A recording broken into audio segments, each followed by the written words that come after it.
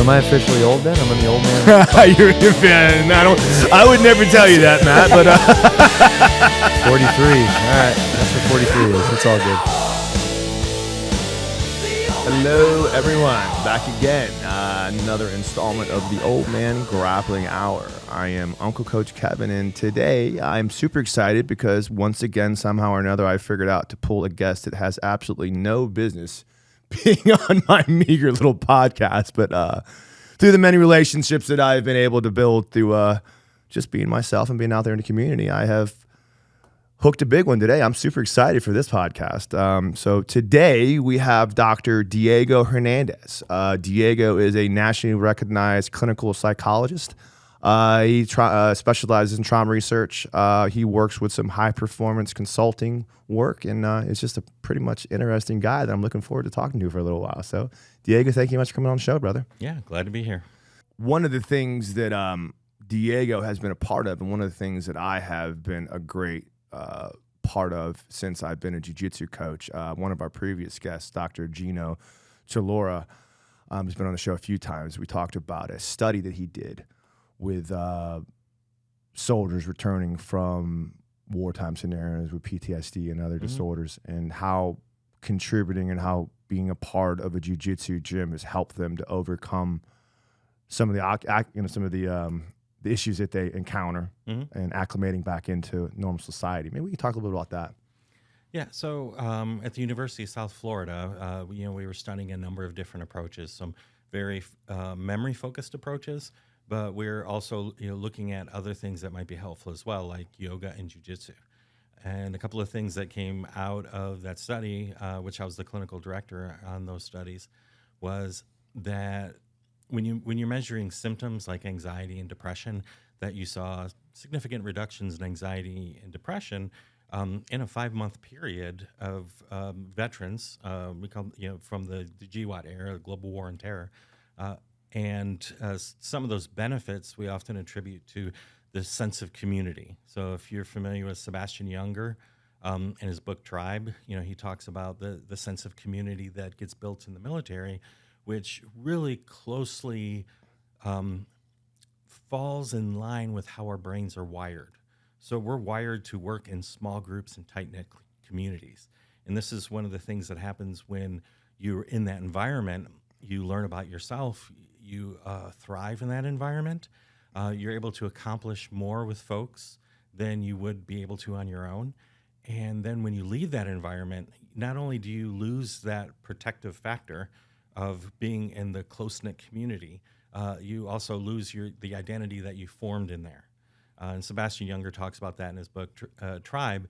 And when you look at some of these other groups like Team Red, White, and Blue, all these other initiatives started by veterans that are creating a sense of community with purpose, because you have a lot of mission-driven folks who form bonds together. And as men, it's really important because one of the main hormones that we use to form bonds is called vasopressin. And vasopressin is really something that not a lot of people talk about. It's something that we're coming to understand much better, because most of the time people talk about oxytocin, and that is more the hormone that's more prominent within women and helps them to form close bonds and bonds with infants and stuff. But vasopressin in men helps us to define things as a challenge, build close relationships and connections. Like, we take on this challenge together and we're like, hey, okay, now I trust you. Let's do something bigger. Let's do something more. Let's do something harder.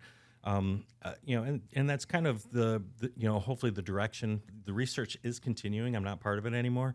Over at USF, just kind of monitoring the outcomes over time. But as we move, throughout these changes with all the folks who have gone to combat and who might be going to combat in the future, looking at these other factors, like what are the protective factors that helps protect people with PTSD? What are the factors that help people to work through some of those things? And one of the ways that I look at it is the transitional stress. And so you could be stressed, community-wise, psychologically-wise, emotionally-wise, and then hormonal-wise, because vasopressin also with men, it helps regulate our sleep, helps regulate our kidney function and our heart. So it's when we deprive ourselves of close-knit community and connection, particularly as men.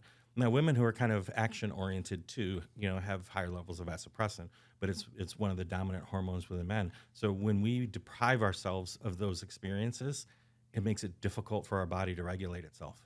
So it's funny because I speak a lot about that, and I don't know the scientific jargon, but I think of it.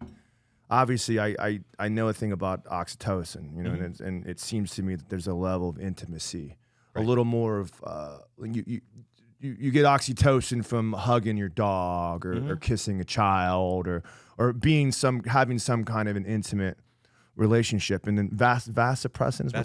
Vasopressin. Yeah. Like so if you're training your dog, you're doing these activities together towards a purpose. You're defining something as a challenge, and you're also building that vasopressin. So I guess what I like to think about why a lot of these soldiers, when they come back, I think about men in general, and I think about something that it's not necessarily a good thing or a bad thing. It's just a thing. I think that somewhere in our souls there is this warrior DNA.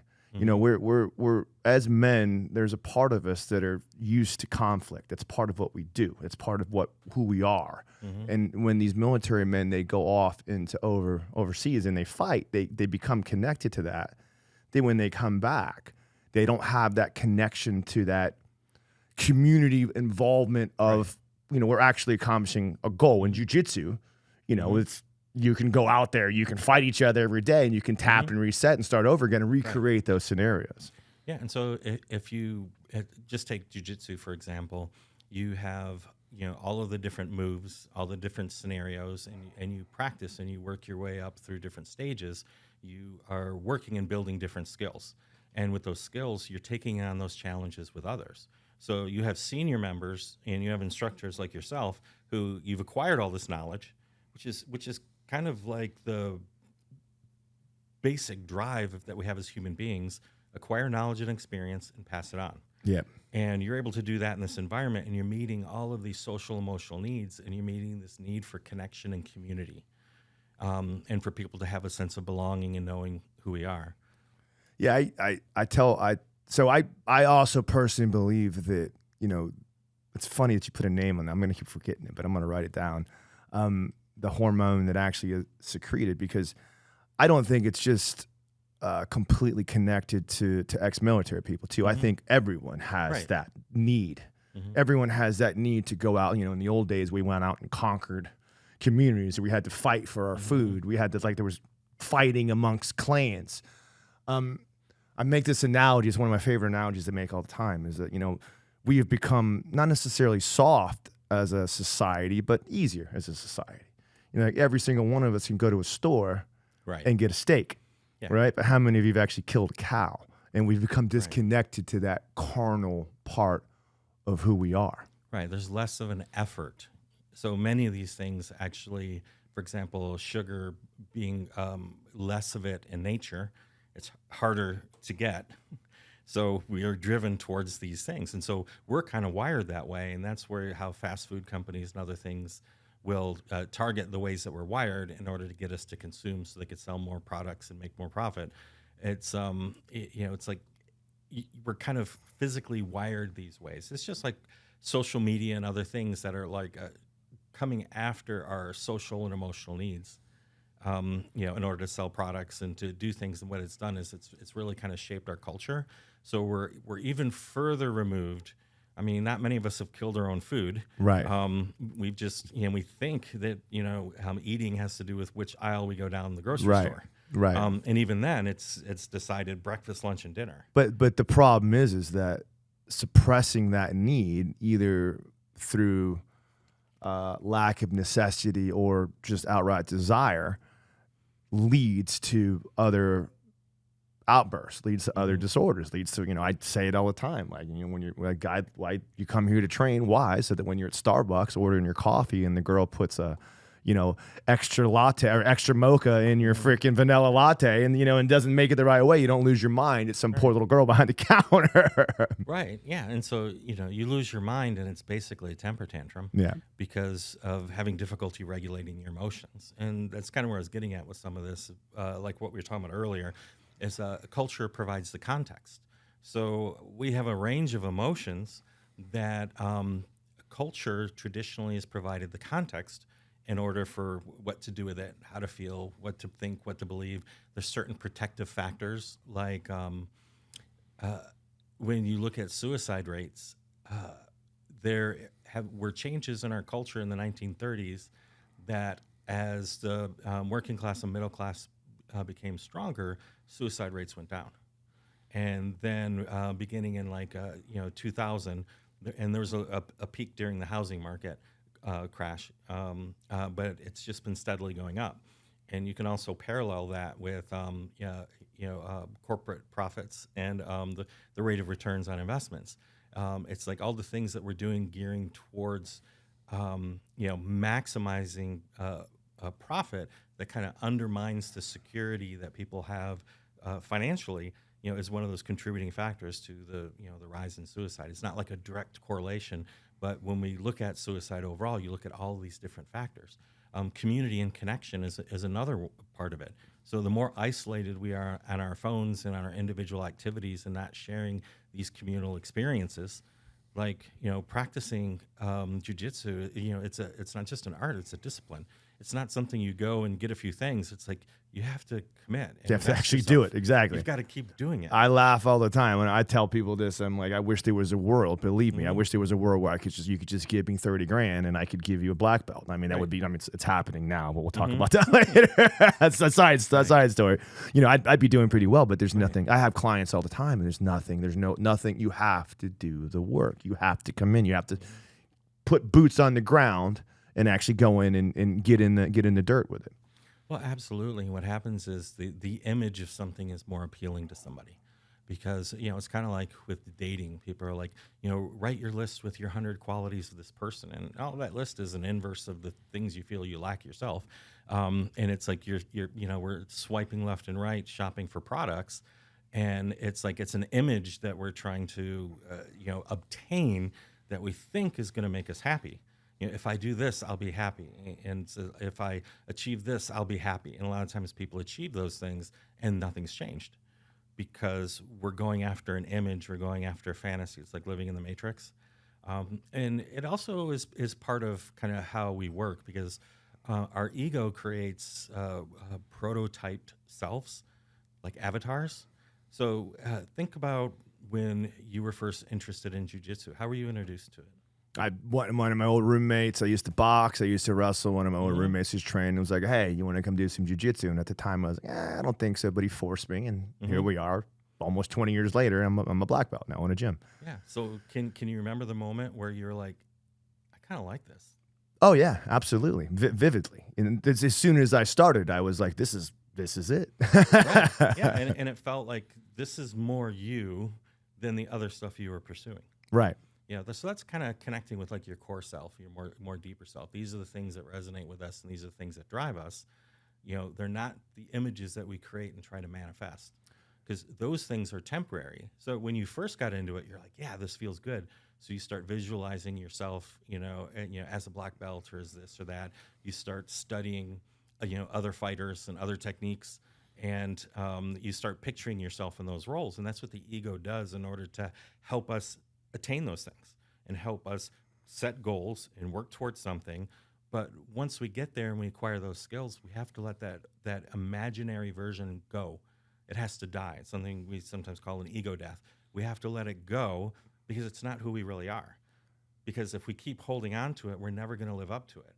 And that's where a lot of people are stuck, and when there's so much anxiety and depression, because we walk around with these images of how we think life should be, or how we think we should be, or we need to be, or what we need to have in order to be happy, and it doesn't really fit us. It's so fun. This is very interesting, because when you tie that into the progression of the jiu-jitsu athlete, it really, that whole process is flat out in your face. I mean, because I can't tell you how many people, I mean, when you start training jiu-jitsu, like it's first of all, you don't learn it overnight. Right. We're talking, 8-10 years of a process to get to a point to where you get a mastery of it. It's a long process, and it's a lot of hard fought nights. So the idea of the image of what you think you were doing versus the reality of what you think you're doing, I think sometimes it's not till about 4 or 5 years into where you actually get to a point where you realize, okay, like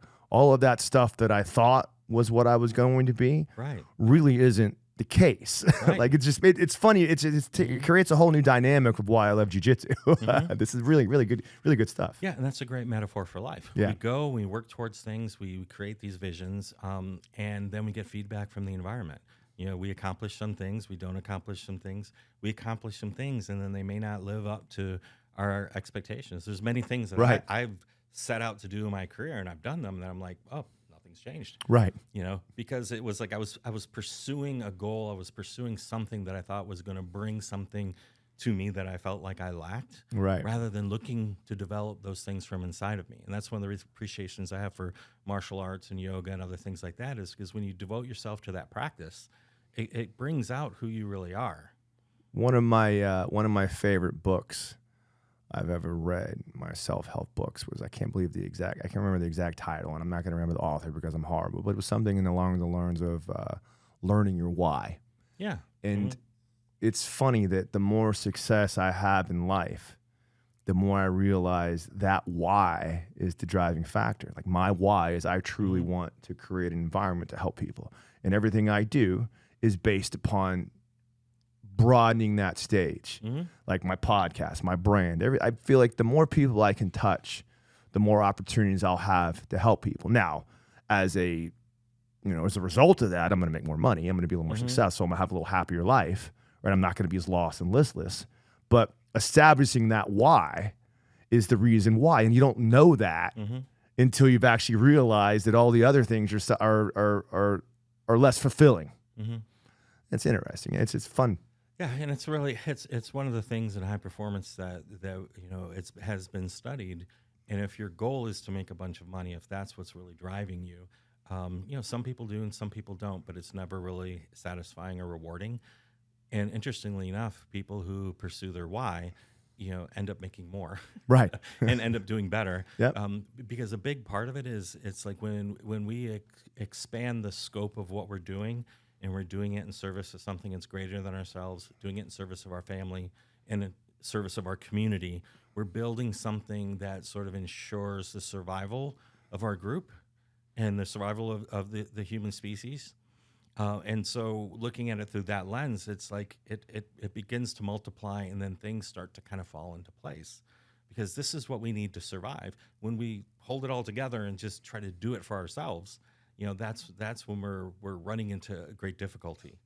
Now you can go to the extreme of like trying to do everything for somebody else and Mother Teresa it and completely sacrifice it. And but then you're no longer serving your why. You're serving an image at that point. Your why now has become, I need to do these things because I feel inferior. I feel like I'm not a great person, so I go over the top and sacrifice everything I need against my own benefit because X, Y, Z. Yeah, and along those lines, I'm appreciative. A number of my teachers have people who have devoted themselves to their craft or become monks, and there's a place in society for that. We need the elders. We need people who can provide us this guidance, but we also need instructors and guides and stuff, and in different levels. The reason I was mentioning the Mother Teresa it is not to diminish any of the things that she's accomplished, is really. It's like what you're saying, you're creating the image. It's like the idea of being authentic. So it's like we have an image in our mind of what it means to be authentic, so then we start to play a role of being authentic. Yeah. Rather than just kind of being honest. Exactly. Yeah. So you mentioned something about the why being an important element. And something that kind of came to mind when I was thinking about was we talked a little bit about, I know you have some experience with psychedelics. And I have done quite a bit of psychedelic. I had a guide, and I did some things for depression, things like that. And one of the things that they spoke about when I did my research before that and listened leading up until I took my first ceremony, Mm-hmm. was the reality of acceptance. One of the major reasons why they believe that psychedelics has the impact on the brain that it does is because you believe it does. You believe that there is a higher power or there is something involved in your brain that is connecting you to the universe, whether it's true or not. And it's the same kind of function that some religions serve. The reason why people find God and God gives them, grants them salvation, obviously the religious people will say it's from the grace of Jesus Christ, and I'm not trying to debate religion, but the actual process of the brain revolves around the fact that it works because you believe it works, which leads to the fact that we can kind of control our emotional states in one way or another. Yeah, so controlling our emotional states is what gets us into trouble because it's a natural biological process. Yeah. And so every emotion is purposeful, just like every move in Jiu Jitsu is purposeful. And just like you have to train, we have to train in each of the major emotional categories. Emotions are, they're not a reactive part the way that we used to believe that they are. What we find is that they're culturally relevant, and culture helps to define what the emotion is and how it's experienced. And emotion, through what's called a constructivist model, gets created specifically using the entirety of your past and the entirety of who you are and your whole experience, and it's applied specifically to this situation to provide you with guidance. So if you want to get to the why, your emotions are actually part of the process to helping you get to the why. Like some of our negative emotions are actually trying to preserve our well-being, preserve the things that we care for, and that are actually trying to guide us. There was a recent study that came out, and they were pointing to depression as a signal of a deficit of our social needs being met. Right. So I was thinking a little bit when I asked the question, and I talked a little bit more. I added one more little piece on the control, and I kind of lost my train of thought with it. I think I sidelined you. I was wondering if you could give me a little bit more insight on because I think it ties a little more into why jiu-jitsu helps with PTSD and finding that why and understanding that purpose and being part of something greater. Is there something to be said about giving in to that need for the infinite? Giving into something that you believe is bigger than us for our own psychological wellness? Yeah, well, for your viewers who are interested in like the neuroscience of spirituality, there's a great couple of great podcasts and stuff that are out there. I would just kind of search for that because neuroscience is really advancing our understanding of how the brain functions. And for example, when one of the ways in which I define spirituality is an increasing awareness of the interconnectedness of life. So think about us as a species. Everything we've built and everything we've become has been dependent upon the people before us.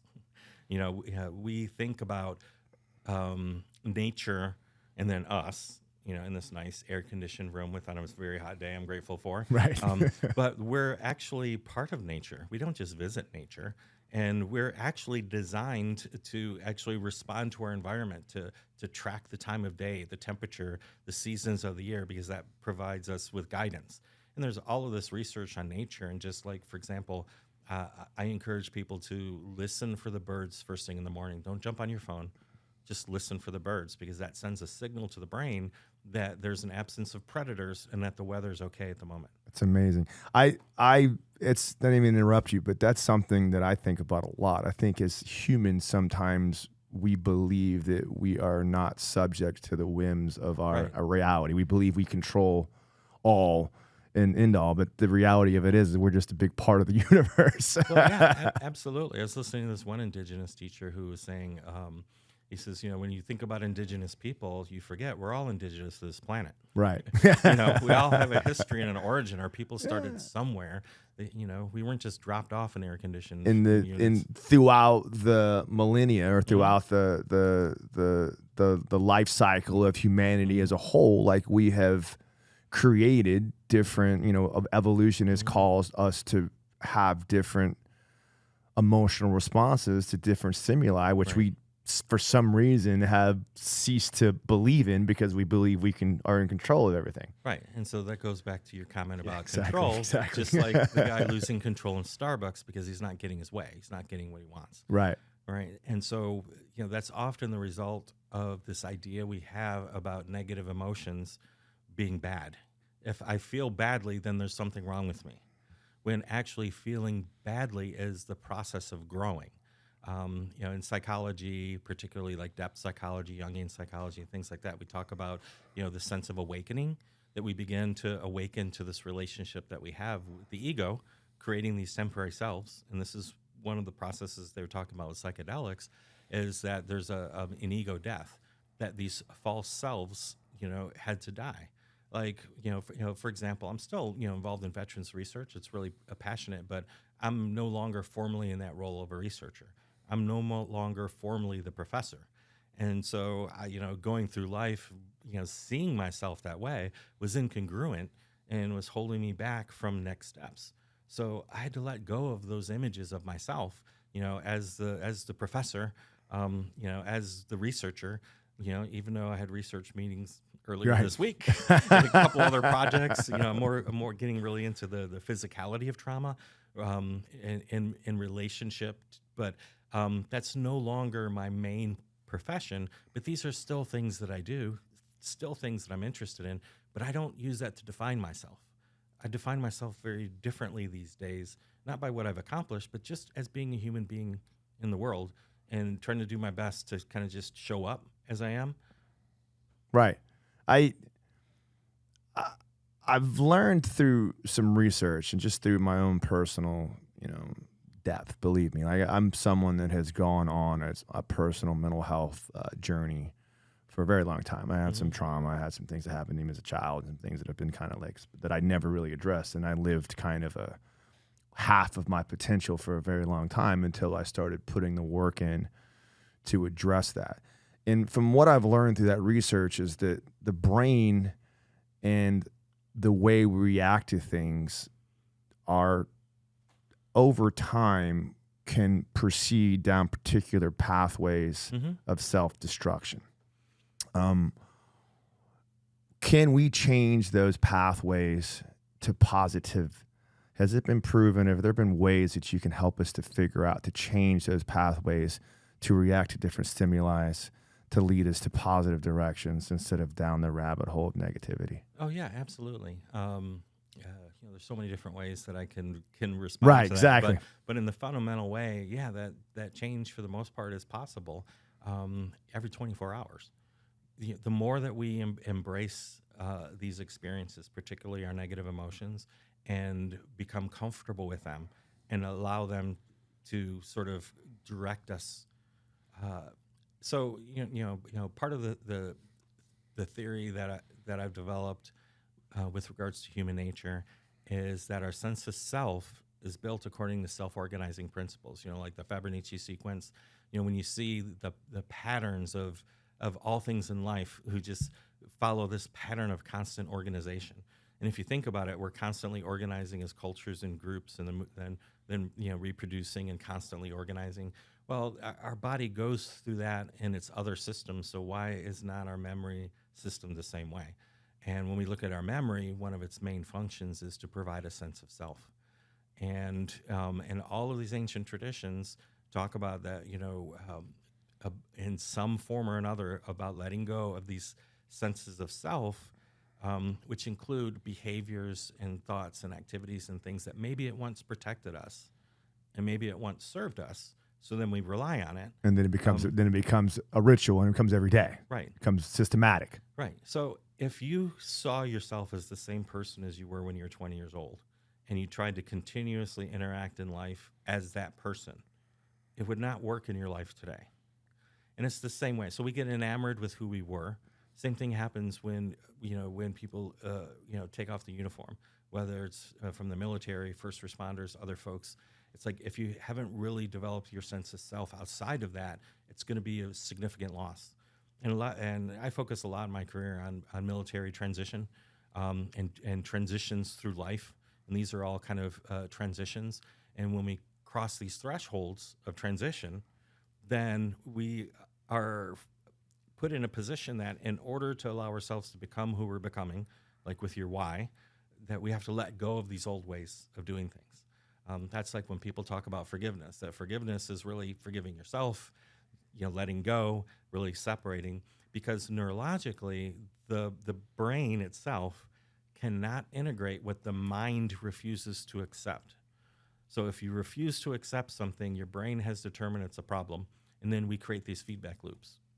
And along those lines with those feedback loops, this is why emotions are so important as a system, to be able to feel our emotions. And then, if you're not really good at it, don't try to feel them all at once. I mean, you got to train. Right. Just like, you got to train in each of these things.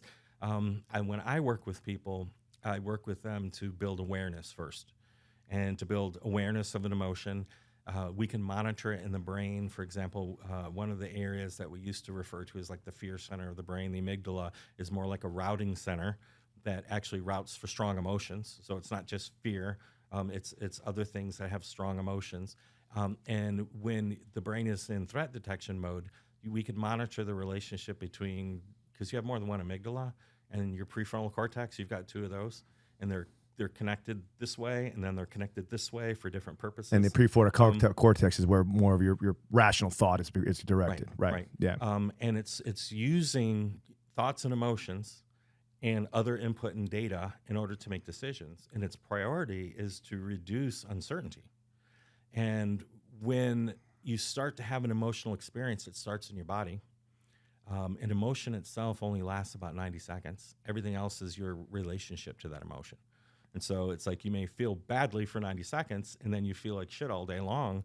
Well, it's because your relationship with that emotion is really not all that great. Right. And it's this constant struggle and and most of the time people will dwell on trying to figure out, how do I not feel what I'm feeling, and invest themselves in that feeling, because in our culture, we don't do a very good job of providing people with the training and guidance for emotions. When we look at each generation, World War I, World War II, Korea, Vietnam, that have impacted our culture, we've put more and more of an emphasis on like not talking, right, not showing your weakness. The whole stone-faced, just move forward, stiff upper lip process, which is not very good. Yeah. So what we're doing is we're denying this critical input, and so what your brain does is it needs the data, it needs the input from the emotions, and so when you name the emotion, all that activity gets cut in half.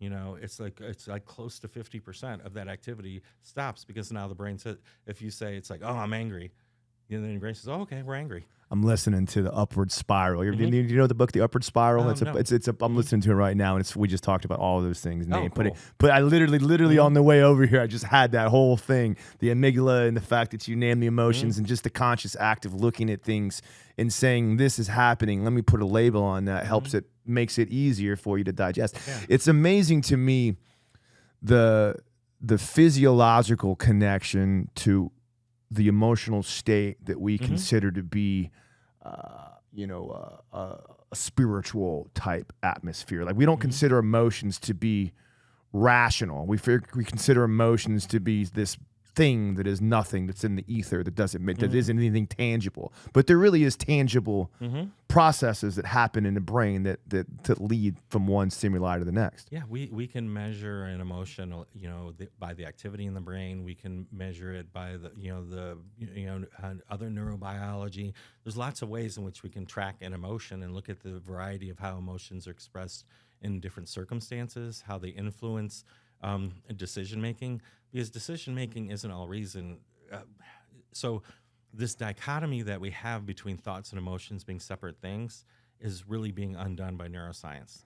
That they're two different aspects of the same activity, and that our thoughts are the efforts of our conscious mind to make sense of what we're feeling. And so it's kind of, we call it sometimes the observing self. Yeah.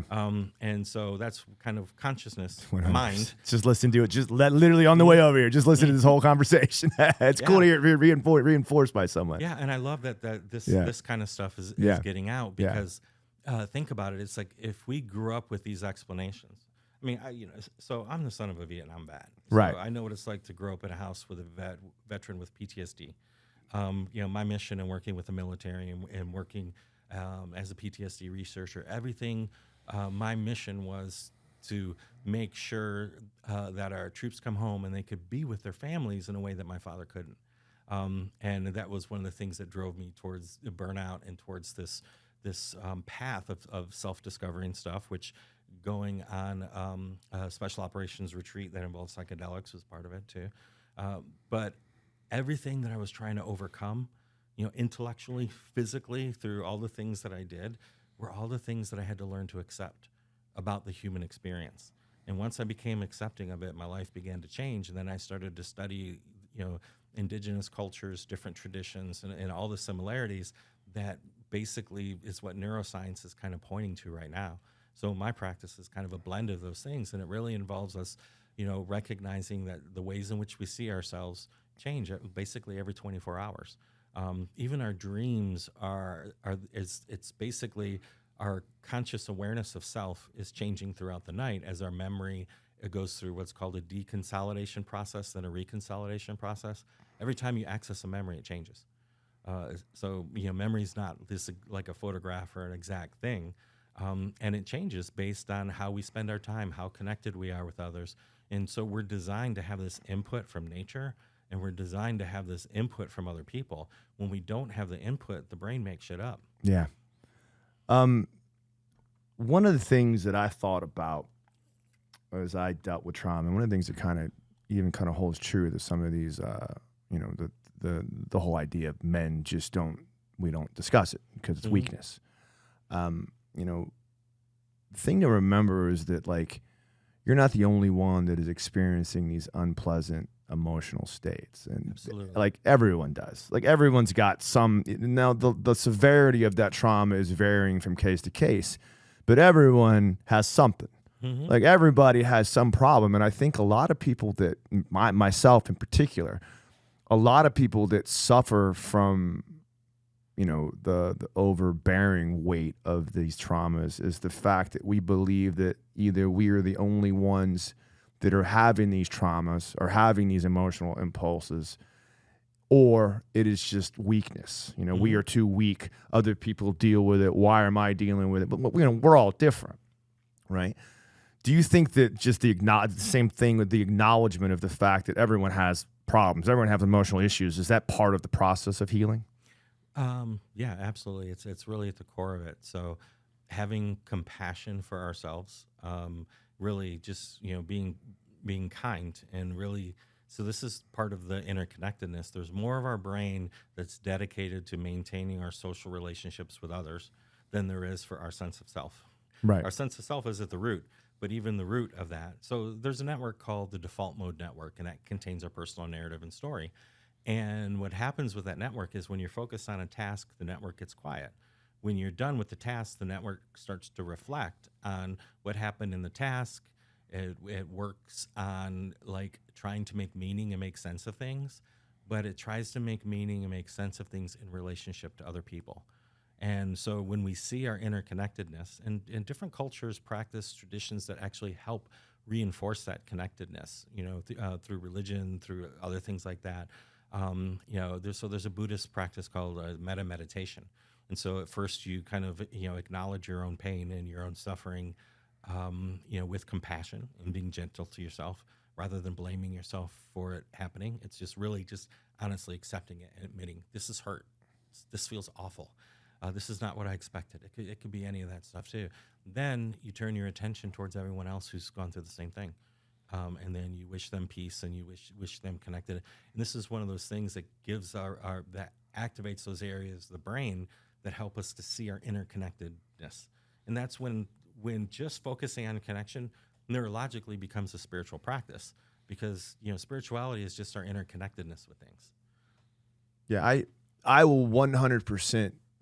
I can make the connection to my own personal healing. I've always been a compassionate person because I've had I've had a shit storm. Believe me, you know what I mean. We don't have time to get into it in the podcast, but I've had quite a few things and things that I still deal with throughout the entirety of my life that hang over me. So part of my job is, sort of my purpose, my why, is to see people and recognize the fact that they are dealing with things and just showing compassion.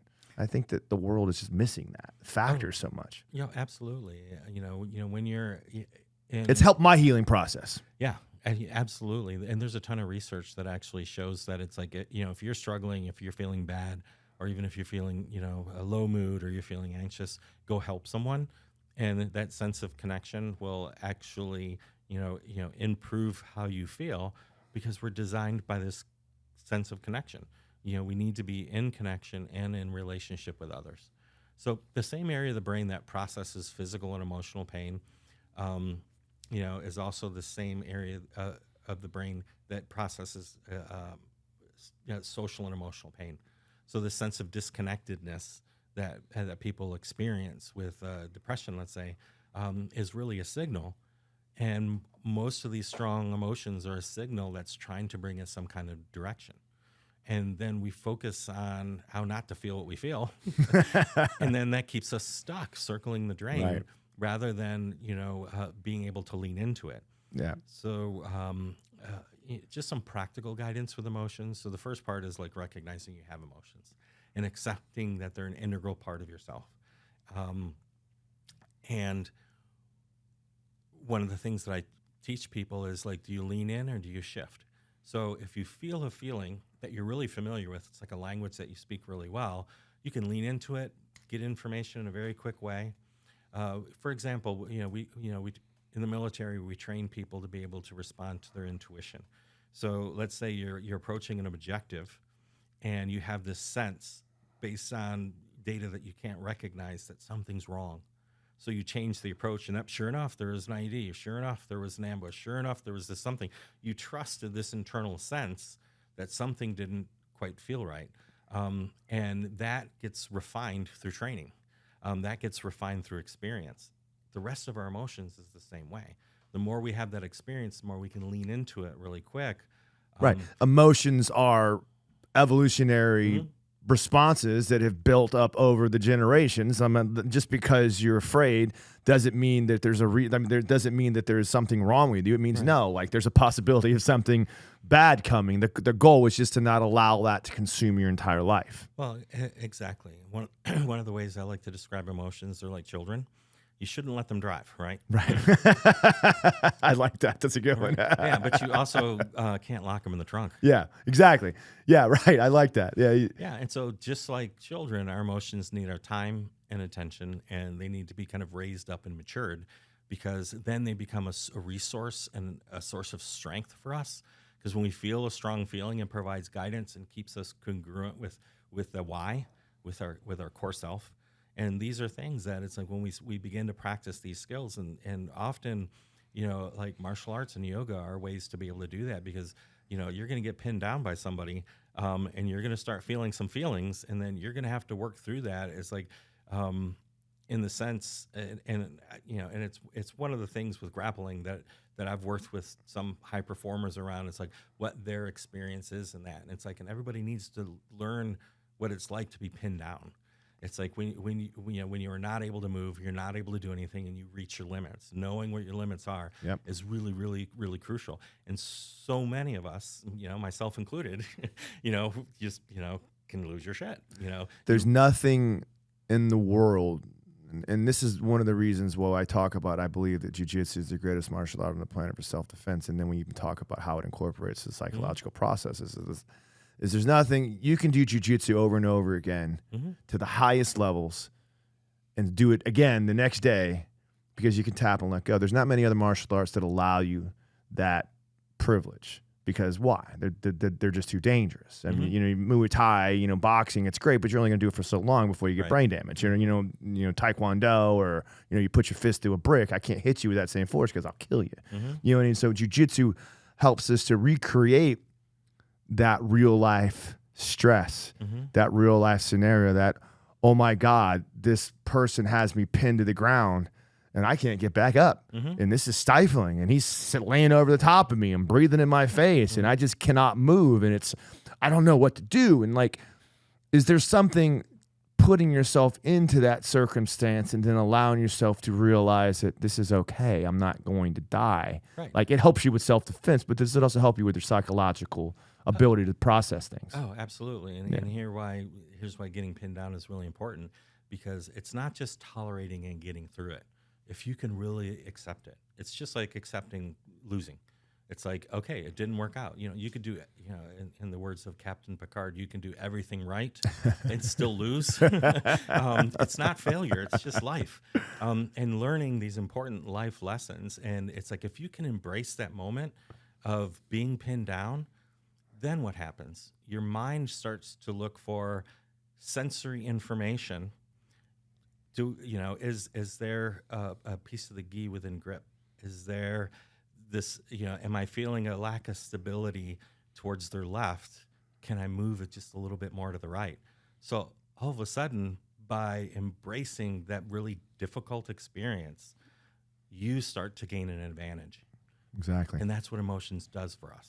Yeah, and I absolutely love this, because this is something that, for whatever reason, and we spoke a little bit about it, I think it's starting to change, and I hope it starts to change. But I think that as men in this society, I think women have a better job. They do a better job of talking about their emotions and talking about things. But I think as men, the idea of discussing your emotions, and God forbid, talking about any trauma with a licensed therapist to help you work through it, has become so taboo, and there's such a stigma attached to that we don't do it. And it's such a valuable tool. It's so necessary for us to be able to do that.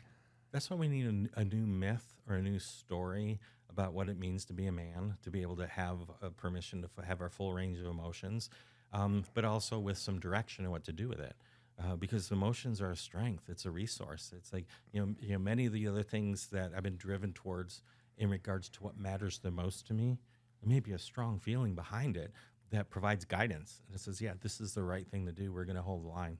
We're going to do this, or I'm going to do that. Being guided by this felt sense of what's right and what matters the most, not what I'm trying to get away from, not in comparison of what do I not want to happen. We're either running towards things or running away from things. Dude, it's funny you say that. You bring that idea of what being a man is about, and in my idea, like, what's more manly than facing your demons? Exactly. Like, what's more manly than looking the devil in the face and telling him you have no more power over me? And I know you exist with me and you're still there, but like, we're going to do this and I'm going to live my life. Right. And you've been doing this long enough with Jiu Jitsu to know that it's like, you're meeting yourself on the mat, not just your opponent. Right. You're meeting yourself. It's one of the things I like about different martial arts traditions. And some, I work with individuals and really put an emphasis on having your own personal code, your own value system. I use the Bushido code as a reference too. And I'm going to paraphrase a little bit here too, but one of the first tenets is I will rise up before the sun and face my greatest enemy, which is myself. Yeah. The samurais were judges and warriors, and they, it was like a combination between a Supreme Court judge, and a Green Beret and a Navy SEAL. Yeah, they were the whole thing. And it was the whole thing. Judge, jury, executioner, right? Right. And then what they had to do was they needed to start their day with some type of clarity. They needed to get clear on who they are, what their purpose was, and to practice their discipline, and then practice their art, and then go out and execute their art. And that's just kind of the pattern that we seem to be wired for. Like, whatever we expose ourselves to early in the morning, our learning pathways are the most open towards it. So our learning pathways are also open up during challenge. They don't open up during criticism. So when people criticize us by saying, "Oh, you don't feel your emotions," and just like when you get criticized, we defend ourselves and the learning pathways shut down. But when we explore what is happening in the experience, it opens up the ability to learn. So we really only learn through challenge. There's like 3 groupings in which we kind of studying some of the learning. You've probably heard about post-traumatic growth. You go through really difficult things, you're able to derive meaning from it, and you grow as an individual because of it. The other one is post-challenge growth. These are the challenges that you've taken on yourself. By taking on this challenge, it's like you don't grow muscle on the couch. It's like you've got to go to the gym, you've got to work, you've got to move your body parts. That is how we're designed to work. And then the other one is post-aesthetic growth. So many of the things that you can get to in a psychedelic session, you can also get to in a communal session. You can get to in deep meditation. You can get to at a concert. You can have these altered states of consciousness that you're not necessarily seeing colors and dragons and shit, but you're It's a lot more fun though. Yeah.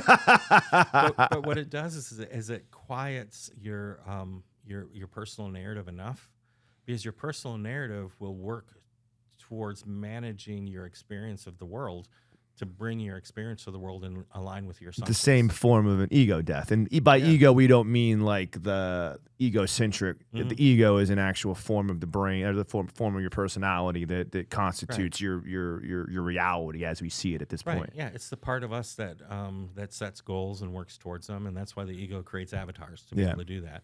But the process of growth is letting go of those avatars, and really integrating the skills that you've acquired through the avatar into your sense of self and who you are. Yeah. And that's why practice and discipline and all these things are important. That's why everything that we need to manage our biological system, happens through effort. So whatever we spend our mind dwelling on first thing in the morning, that stuff, the pathways are open. They're looking for guidance.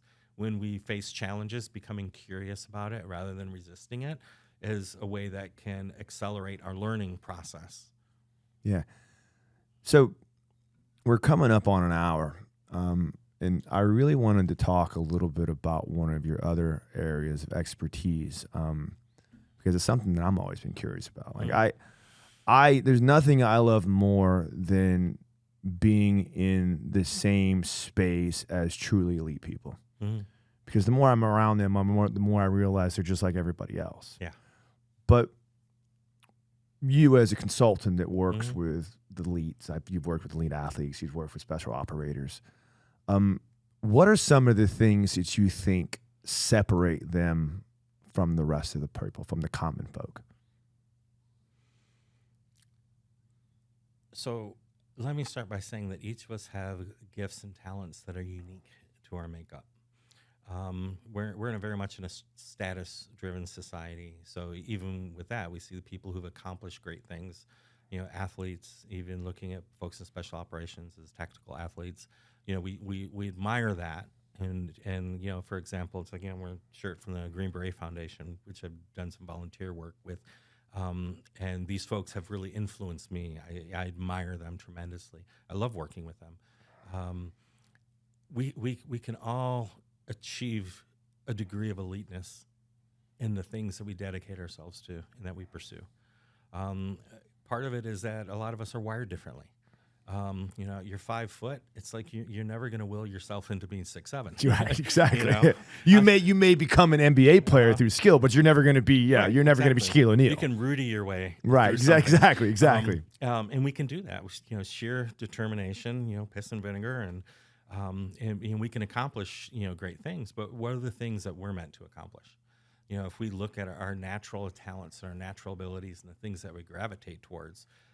Those are some important aspects of which we can do things that I kind of have this outlook that there's this genetic information gets passed on. Some of these characteristics and unique combinations and in unique environments all create the potential to become good at something. And becoming good at something is usually good enough. We look towards the elites because a lot of times they take on things that are bigger. I used to have this workshop that I would do about superheroes. I'm a big Deadpool fan, and then people would kind of choose their superheroes and why do they relate to the superheroes and stuff too. And then we get into what are the problems superheroes have. Like, look at Batman. He's always fighting the Joker and stuff. His parents were killed. He's got what led to that tragic backstory that he's got. And, we admire what they do, but we don't really look at the pain that has driven people to become who they are.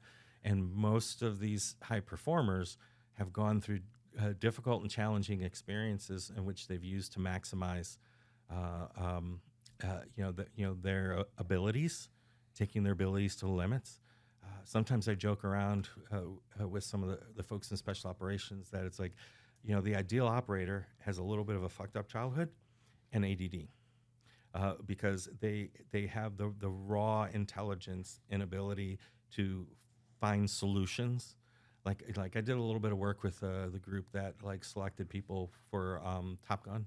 You know, and in the conversation, we're talking about folks in special operations over here and folks over there. And one of the things that they're saying too, is like, you don't want the person who's always turns in their homework and checks every box and does everything too. Not at all. You want the person who has run into some difficulty, has created some difficulty, and who can come up with solutions under pressure. I've worked with a lot of special operators myself too, a lot of Green Berets, a lot of the Delta guys too. I've been in contact with, and that's exactly what they look for. They look for opportunities. It's like, okay, is this person a independent problem solver, or do they need a roadmap to figure out how to get from point A to point B? And that's a skill set. Right. And so even with the folks in special operations, you know, one of the things that makes them as successful as they are is all the people providing logistical support.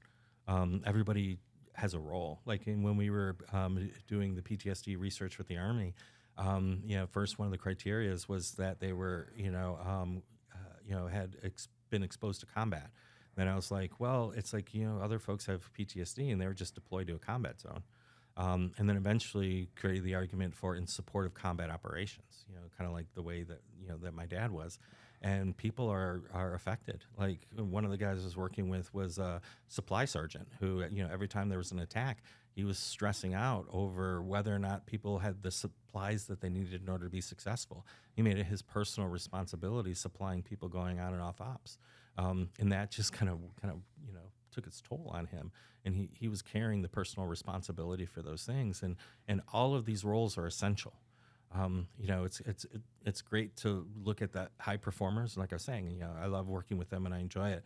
But all of us can find a way that we can perform well and even exceed our own expectations in the areas that fit us best. And they're all necessary. Yeah, I you know, as a business owner, I mean, as someone that has, you know, built a business and built a pretty successful business, my business has grown from, you know, no employees to like 8 employees and, you know, 350 students, you know, not to brag, but it's a big business now. Right, I mean, it's a lot going on. And one of the things I've learned and one of the things that's serving the best is, you know, there are, for every job out there that you might think is horrible, there is some person out there that loves it. Yeah. And your job is to find them. Yeah, my grandfather this is one of the things I didn't understand until I started working with the Army. He's 30 years in the Air Force and he was a tech sergeant. You'd think after 30 years, you know, he'd be a lieutenant colonel or a colonel or something and, you know, spending his whole life. But and I was curious about it too, because it's like I had a lot of ambition as a kid. Of course, I got 5 degrees, I've done all this stuff. But it was like, it's like he spent 30 years of his life. And then asking him about it, he was just like, I just loved getting up and doing what I do. Yeah. And so his role, you know, I look at that, and it was necessary. You know, his last duty station was MacDill. I grew up in Detroit. We come down here and visit him all the time. At the time that he was at MacDill, you know, there was special operations groups that were running out of there. There's like during Vietnam and things. I mean, we've got a whole big history in this area. And my grandfather was part of that. He supported it. Yeah. I mean, it's funny because, you know, it goes right back to his why. You know, his why wasn't to be a colonel. His why was to continue doing what he was doing. He was perfectly happy with that, and he led a great life.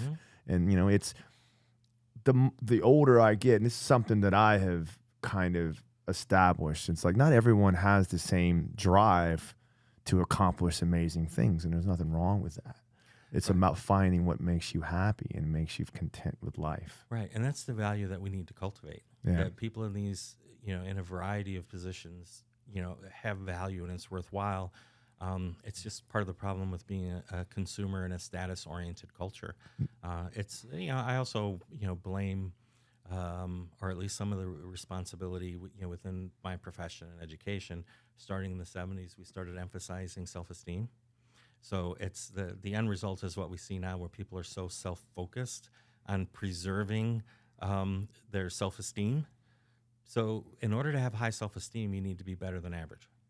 How can we all be better than average? So all these people are competing and filtering out information that they need in order to adjust their approach and adjust their lifestyle, because they're all trying to be better than average to maintain self-esteem. It's not as important as self-efficacy. It's not as important as being, you know, self-efficacy is feeling good about what you do. Yeah. Well, I mean, I think that's pretty damn good, Diego. I mean, I really appreciate you coming on this show. I one of my goals in life is to to help people. We've established that. And I don't want to keep beating a dead horse, but the more opportunities I have to have people like yourself to open up lines of discussion about difficult topics that will better serve their lives, Yeah, absolutely. the more chance I have to help you guys get an opportunity to make your life better. And you can see that it's really not impossible. And really, really incredible conversation today from a very intelligent person. And I really appreciate you coming on and giving me your time, man. So before we go, is there anything you would like to discuss as far as like moving forward, any opportunities you have, anything you're moving forward with your life, anything you want to talk about? The floor is yours to close us out. What I was mentioning before is like we each have an origin story, and there's tremendous value in spending some time writing out what our origin story is. And from there, the next step is basically writing out what we thought life would be like or what we wanted it to be like, and then formally closing that story. That's our old self. That's the self that didn't serve us, or it may have served us by creating that vision to motivate us to get somewhere.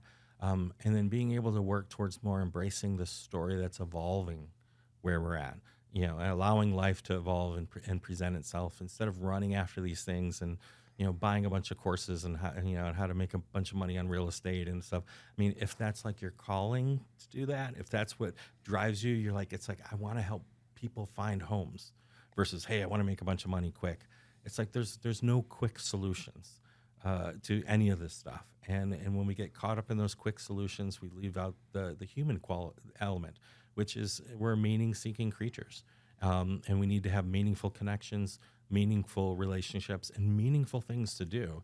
That's kind of how we're wired and we're designed. And when we vary off of that, we're going to struggle with anxiety and depression and stuff like that. Getting off of that route of meaning and connection makes us more vulnerable to experience things as more traumatic. Man, Diego, I can't even think of a better way to close the conversation. That was just absolute perfection. Thank you very much for your time. Dr. Diego Hernandez, if you're interested, look him up. I'm sure you got a Facebook page, Instagram page. I'm sure you're all over the place. Probably written some books. You probably get a few things out there we can read. Yeah. My website for coaching is www.docdiego.com. Yeah. Guys, thank you very much. What a great show. Thank you for Diego. Yeah, man. We're going to keep pumping these things out. I got about 4 in the can right now. We're going to start posting them next week. Be on the lookout. The Old Man Grappling Hour is back. Thank you, Dr. Diego, and thank you all at home. Hope you guys learned something. Boom, I'm out.